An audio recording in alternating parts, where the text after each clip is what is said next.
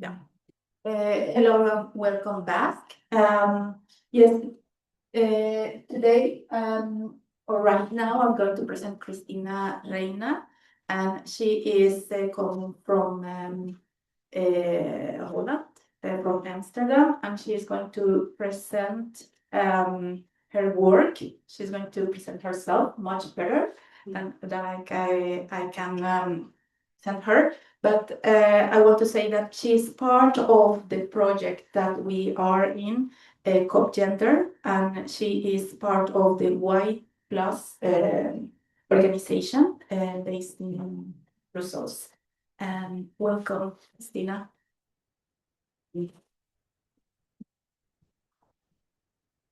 Thank you very much for inviting me. Better. Okay. I just can't have it like this, no. No, like this. Yeah.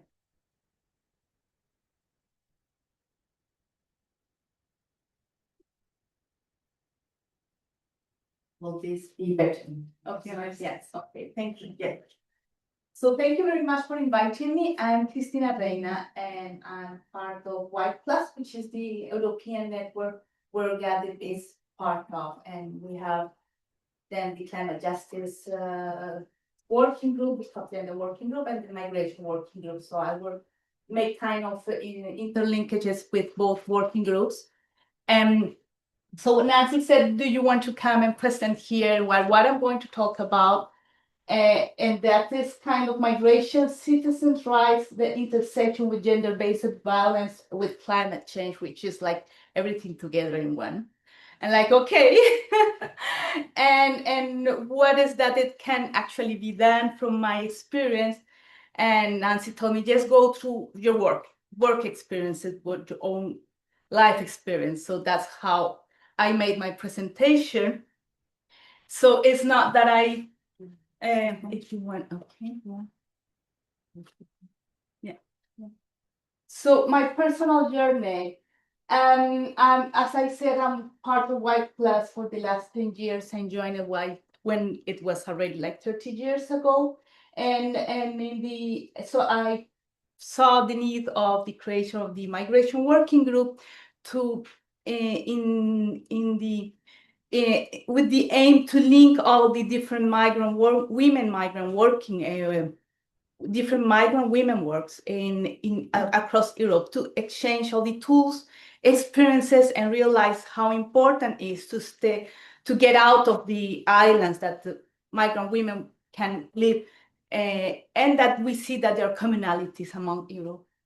I have worked along, besides that, in cross-cutting issues, gender migration, sharing peace. I'm from Colombia.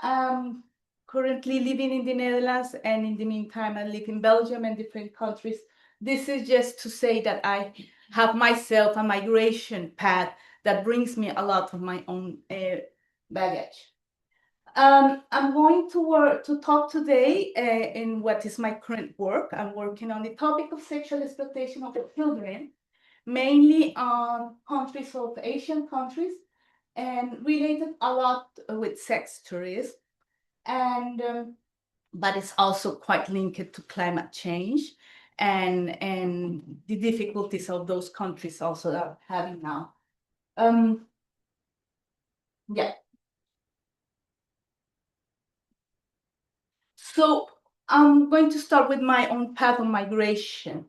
I arrived in Belgium a lot of years ago, and I joined the women's migrant groups because I also arrived when just Beijing was just happening. And so this was a big thing, and everybody, you have to join. So I was also in the mood, and I was a bit after the Beijing+30, so the Beijing moment. And what I took out from that is the importance of migrants to play a different role in the society of arrival.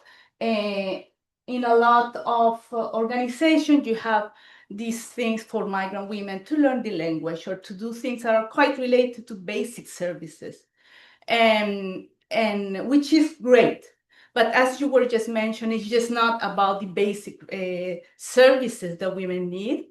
It's about learning rights, taking a space, and offering opportunities to women be able to have more possibilities to fulfill what they want to do in life. I made at that time, I remember an academic writing on the topic was de la citoyenneté sur papier. I just got at that moment my European documents, and I was making a reflection on that. It's just not about having the legal paper. It's about knowing rights and understanding how you can actually use those rights in the society of arrival, because we are coming from countries where those rights are not per se or understood or depending, we don't have the same rights. So it's learning also a whole path of how can I really enjoy my rights in the country of arrival, which you just mentioned is difficult because you don't know them. And you depend on a lot of systems to let you know that you actually have them. You have to learn how to access to information. And at that moment, there was the World March of Women 2000, and we created a whole group of migrant women to really embrace the whole movement of the World March of Women, what is still going on. And we are now in the 25 years, I think. And from that is the big experience from women. I have a light here, which is quite strong. What's interesting there is we as migrant women, we were coming and claiming also space together with the women at that moment. I was in Belgium with the feminist movement and saying, hey, we also have a say. It's just not about cooking and dancing, make folkloric dancing for you here when in the platform. We also have a say. And we came there. It was a fight also to have a space where people having the differences when migrant women have different realities.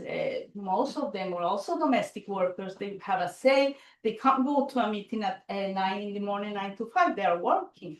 So we have to make decisions on what moments we have, especially if we want to be inclusive.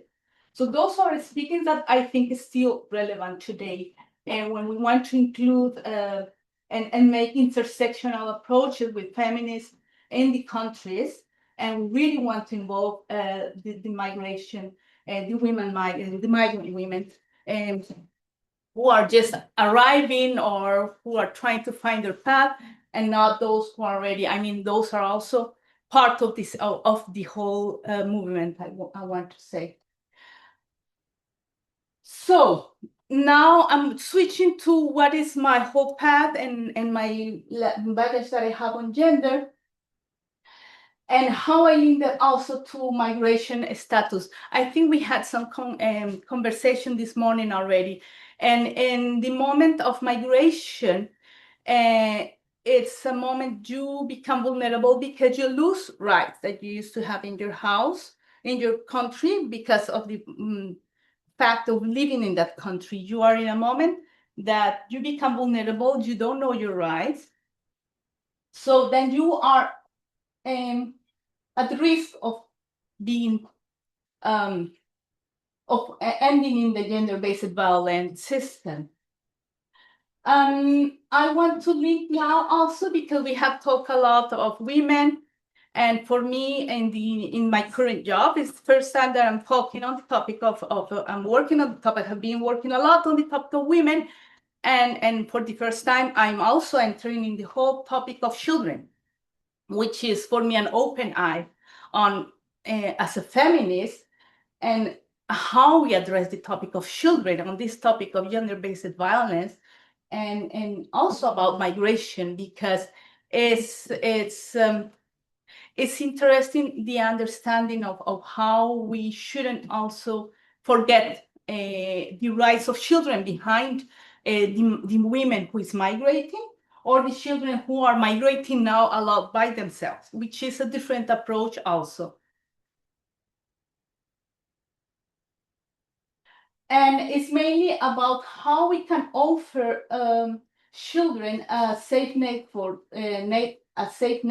that they can also rely on their families and their communities to embrace a better life. And here I want to focus then now approaching to my work on sexual exploitation in other countries.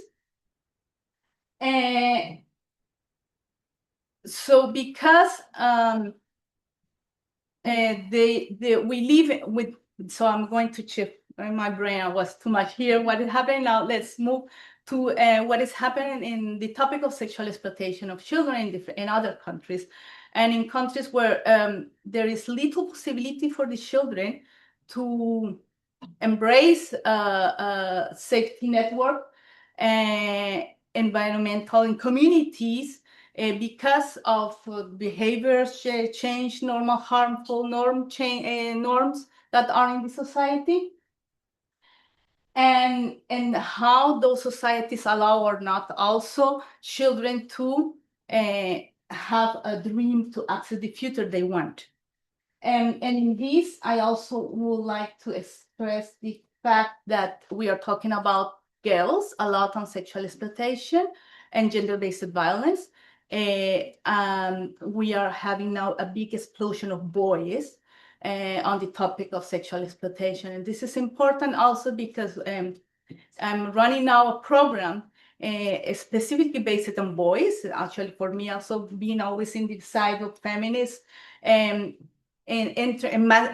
had a lot of discussion on topics of masculinities and toxic masculinities. Boys are also part of this patriarchal system, and they are being also a big explosion of the exploitation of boys in this system also of human trafficking and sexual exploitation. So this is important also for labor, because so they're also in different spectrums of how human trafficking is. Boys have a specific path of, like, they are the ones who will be taken to slave labor to make digital spammings and these kind of things, or also, well, so this is kind of how in the rationale of gender, girls are for certain kind of exploitation, boys for others, and the labor exploitation behind is also the threatening of, if you don't do that, sexual exploitation is also part of the business. You can also pay with your body and get out of this. So, and how the linkage with SRHR is, I want to just go through this because there is such a big topic of SRHR. How I'm putting here only on the topic of sexual exploitation. There is this normalization of harming behaviors. We give, in society, we normalize a lot. We don't realize that what is good or not good, we just go on with the mood. And sometimes we say, hey, is that normal? And then we realize that, are we defending children's rights or not? And I'm talking children until 18, the age of 18 also. So to keep it in a legal framework, because in the law, and up to 18, children are protected by the law on everything that is about sexual exploitation.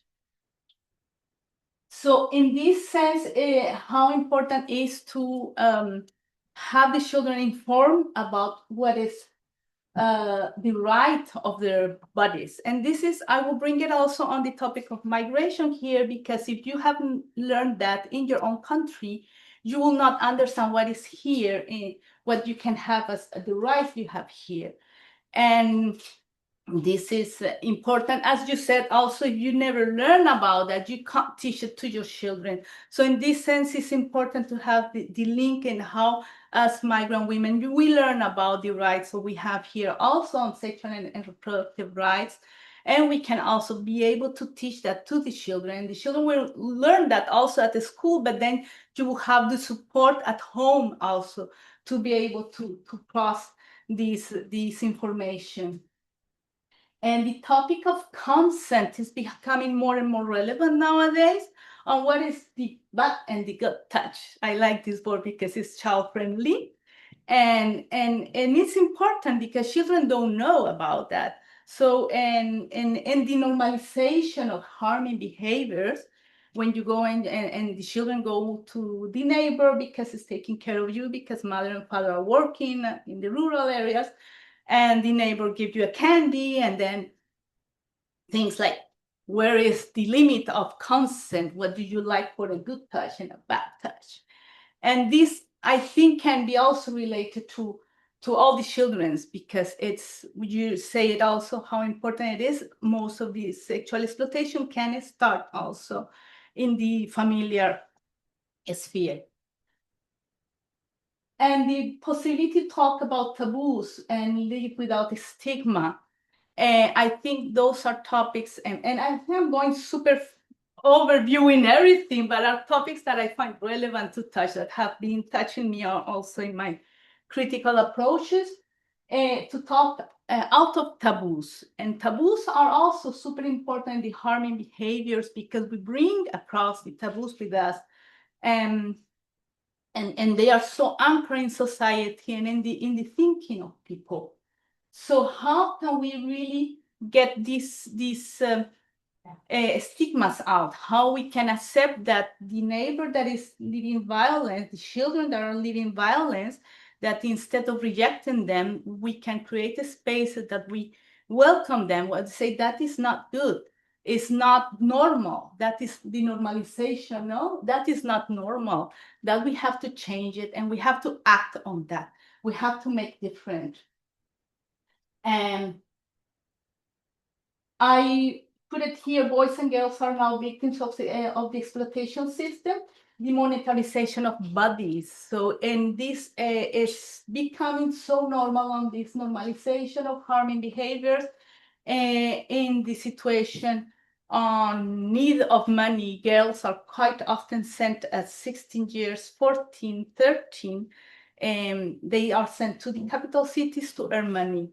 And it's normal for the parents. It's normal that you have children, they have to give you money, they have to pay you, they have to bring money to to the family to go on and look for the money. I don't know, I don't want to know how it is that you're bringing the money. And this is not that the parents are bad, it's just ignorance on situations. So and this is also important because of course, you know, online, after the COVID, online has become an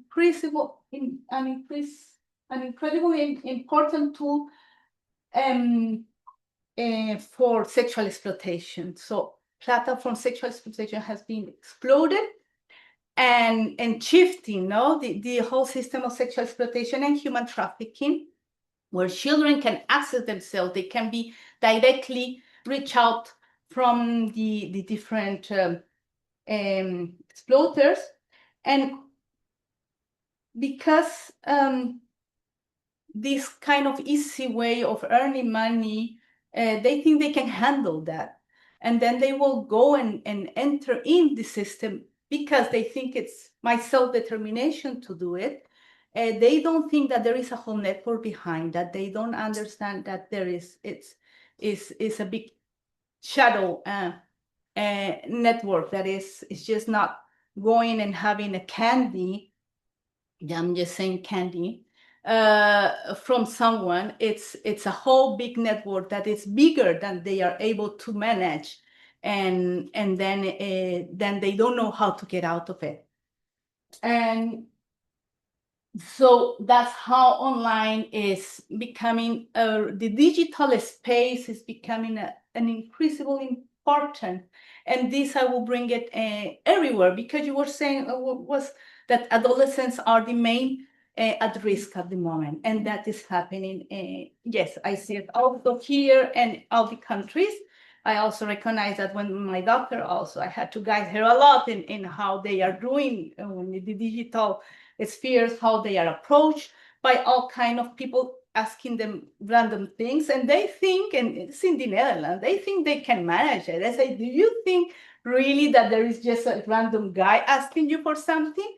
You have to have in mind that there's a whole network behind this person asking you for something. So you can't handle that.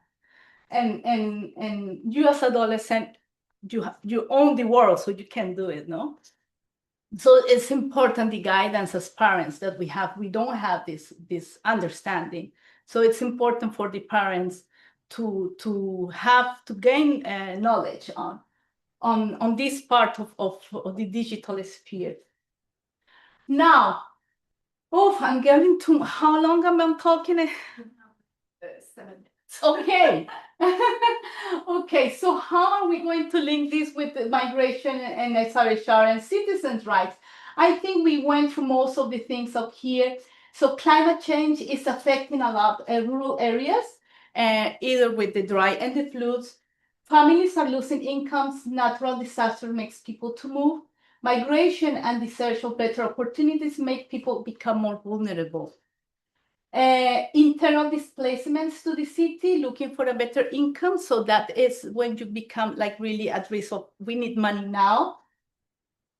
And that parents expect from the girl to earn money, and going from the capital city, I said it already, online is a big facilitator to seek new opportunities. There are a lot on the cross-border areas, on the countries that the girls get into the border, and they're asked, where are you going? I'm meeting my boyfriend who is just there waiting for me. Where are your papers? No, he will make the papers for me. And how did you meet him? Via Facebook, is my new boyfriend, you know? So they don't know where they're going to. And so the brokers are like really using a lot the online to access girls and adolescents. I took some quotations about migration and climate change. Among those people who move, those are the most poor and vulnerable, who fall victim to human trafficking and become subject to sexual exploitation or forced labor. So this is what is increasingly coming when they are disasters. The increased number of sexual exploitation, the number of sexual exploitation increased immediately, and you see it also when you have a lot of refugees coming in the moment situation when the whole humanitarian setting is not really still not prepared for when the emergency comes. It's a big moment for the human traffickers to get into that this little hole there and use all the children. And a lot of children disappear on the moment. So when they are not well accompanied, that's the issue that is at that moment. Let me see. And so vulnerable, I think it's this kind of reinforcing us again. So what we have to have in mind is that with climate change, this is increasingly, this is happening more. People are moving a lot, much more internally and cross-border also. There are a lot of people migrating to other countries to seek other, and I'm not talking only to Europe. I mean, when you go to other countries in Asia, the movement among people is a lot because they have a lot of agreements among countries. And so the labor, exchange labor is quite big. I want to highlight here child marriage, because child marriage is a legal framework that is being used for a lot of people for traffickers. And in this sense, either they fake documents and they get the girls married. Specifically China, I want to highlight in China because there is a lack of women, because all the one child, etc. So there is a lot of child marriage and marriages with Chinese people for rural areas, and they actually need a woman to take care of the rural sector, and they need children, so they enter in actually labor and sexual exploitation. I don't want to enter, that's a huge other topic to talk, but it's interesting. I wanted to highlight how child marriage, and also to come here, I mean, and I also would like to make the link with what is happening in Europe. You see also how it can be used to have acquire documents also to when they are coming here to Europe, refugee children. So it's important to have in mind, which is easy to say, the age of marriage can be 16 with authorization, or either is 18. And those are discussions in the legal framework. And we have to have in mind that behind that there is a whole idea also how we can enter in exploitation. So I was thinking, not sure why we want to focus on here, but then the linkages with gender-based violence and climate change. I found this quite interesting to see whether they, as they are international laws on climate change, we have also all the international law on gender-based violence, and also in gender-based violence and conflict. And there is no legal framework to set up this under climate change and sexual exploitation. So that is it's a question mark. Do we need a new legal framework to be able to relate all these different spectrums on sexual exploitation coming? It's a question mark I have here. My next one, I think we can skip it. I will leave it like this. And do we need a new framework on discussing this? I also, yes, and perhaps it's relevant if I make a little bit more the link with sexual exploitation happening in countries of sexual tourism and abroad. A lot of clients, you want to name it like that, who are going to those countries are coming from countries from the north. And I would like to say that it's even because here rules are quite strong. They prefer to go to places where they think rules are not strong. They have quite legal frameworks.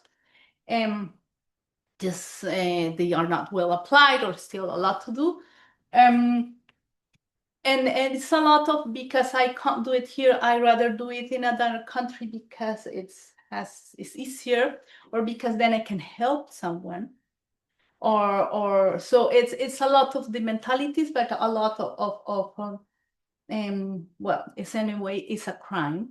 So that's, I wanted to make also the link of how intersects also the criminal laws here, but that is also another huge topic.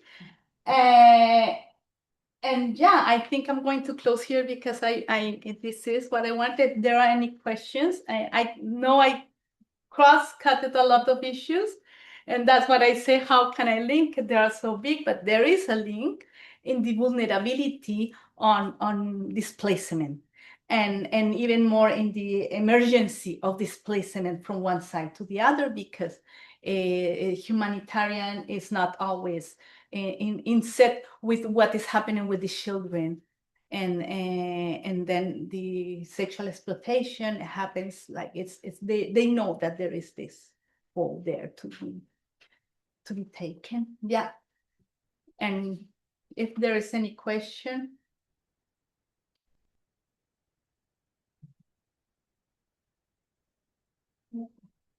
Well, thank you very much for this very comprehensive overview and for your work. And I wonder on your last point, a need for new legal conventions. What I think is really urgent is the right to economic security for victims of any form of violence, not because that's missing. And so, as actually all contributions this morning have shown, this is crucial. And when we talk so much about even everything that is done in a positive way, it's kind of treatment and supporting, and but not economic security. And what we would need, in my imagination, is a right for good livelihood for any victim of violence. And that would be a ground for like new international agreements. Thank you. Thank you. I have to repeat somehow for this Yes, recording. So Elizabeth is stressing on the need that more than a legal framework is more the need or to create economic justice, economic and livelihood for all the people who are victims of gender-based violence. Thank you. Thank you. But my idea is to enshrine that in a legal framework, To enshrine, because yeah. that's missing in most of the conventions. And yeah, that there is no legal framework to assure legal economic solvents for the people. Yeah, thank you. You had okay. Thank you.